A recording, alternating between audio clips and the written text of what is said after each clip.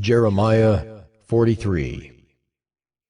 When Jeremiah finished speaking to all the people all these words of the Lord their God, with which the Lord their God had sent him to them, Azariah the son of Hoshea, and Johanan the son of Kareah, and all the insolent men, said to Jeremiah, "You are telling a lie. The Lord our God did not send you to say, 'Do not go to Egypt to live there.' But Barak, the son of Neriah, has set you against us, to deliver us into the hand of the Chaldeans, that they may kill us, or take us into exile in Babylon." So Johanan the son of Kareah, and all the commanders of the forces and all the people did not obey the voice of the Lord, to remain in the land of Judah.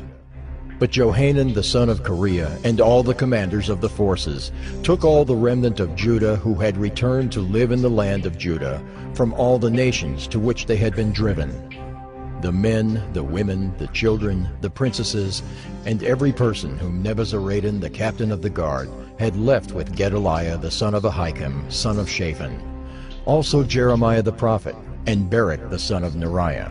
And they came into the land of Egypt, for they did not obey the voice of the Lord. And they arrived at Tahpanhes. Then the word of the Lord came to Jeremiah in Tahpanhes.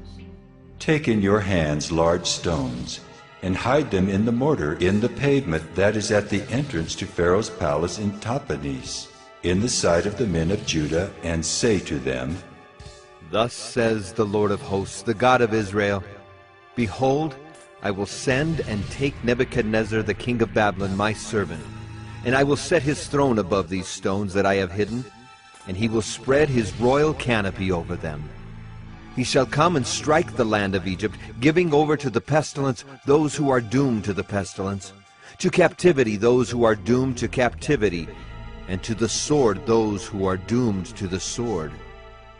I shall kindle a fire in the temples of the gods of Egypt, and he shall burn them and carry them away captive.